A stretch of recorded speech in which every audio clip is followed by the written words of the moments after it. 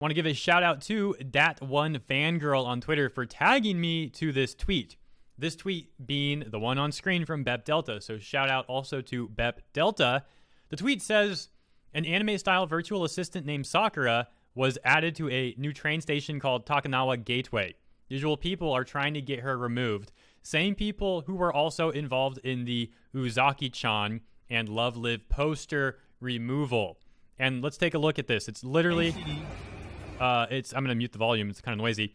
If you're not looking at the screen, it's literally just an anime virtual assistant, and she looks like she operates a train or something in a train uniform, like it's an attendant uniform. I don't know how to explain it. There's nothing wrong about it at all. It's like a button-up t-shirt with a vest over it with a name tag on it, and she's also wearing a hat. There's nothing, I don't see how they can argue how this is problematic at all. Then again, their logic never makes sense, so let's see what they're actually coming up with on this one. How is this problematic to them? Let's take a look. All right, here's one of the main tweets complaining about this anime girl. Let me emphasize, if you are audio only, she's literally just a professional looking anime girl in professional attire, and that's it. I can't imagine complaining about this. Yet here we are. This tweet has 400 likes and 124 retweets. And as Bep Delta mentioned, this is a person who had previously complained about Uzaki-chan and also the Love Live situation. They complain about nothing. And here's something interesting. Let me mention this too. I'm not showing this person's @ I don't want to give them any sort of publicity at all. I don't want them to get any sort of publicity from my work. Now, here's the thing about this person, though, and it's going to be complicated for me to explain because I'm trying to be vague, as I mentioned. This person, almost every day, almost every waking hour of the day, talks about these quote-unquote issues with a lot of these buzzwords and stuff. What I'm getting at is this person seems obsessed with these topics. They seem obsessed with these topics, and I really think there's self-projection going on there. This person greatly creeps me out. And I'll leave it at that since I don't want to annoy people in this video since I have to be vague. I'll leave it at that for now. Chances are we'll cover topics that this person is involved with in the future anyways. So let's leave it at that for now. They say in this tweet, there are 2 AI assistants at the Takanawa Gateway Station. One is a realistic, highly serious male character employee. The other is a female anime character who coquettishly touches her hair as you ask questions.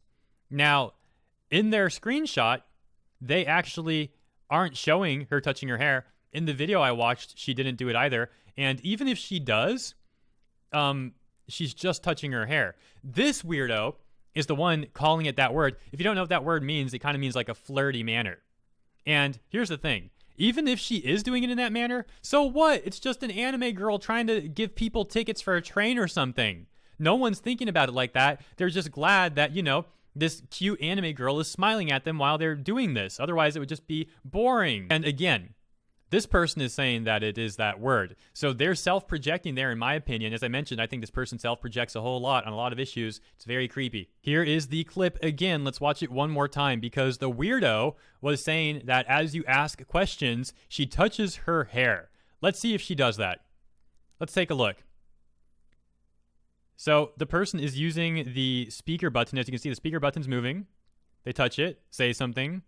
They're interacting with it. And she has yet to do anything except nod and move her mouth a little bit. Never saw her touch her hair once. Granted, this is only a 16-second clip. However, I don't think it's just coincidence. I think this person is misrepresenting this character. Maybe she does touch her hair at some point. However, in their picture, they didn't show her doing that. And that was like one of their main points. That's why they were saying it was problematic, because she's doing that in a manner that some people might find, to make them excited. Let's put it like that.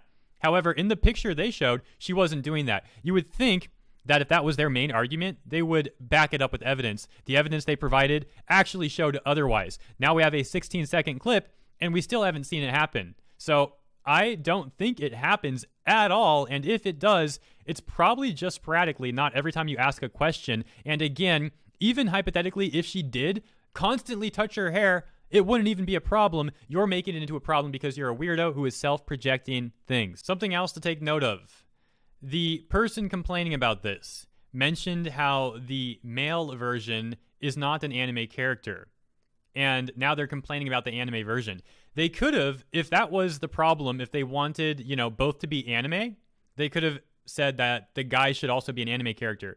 Instead of doing that, they're going after the anime character and saying that's problematic for nonsensical reasons, in my opinion. So I think, from what I've seen of this person over the last year or so, and this, I am personally convinced that they just hate anime and hate Japan and are trying to act like they like Japan and anime and are trying to stand up for them. However, when you look at the facts behind it, I am convinced at this point this person just hates Japan and anime, and they're trying to take it down from the inside because they're scummy cowards. That's really it.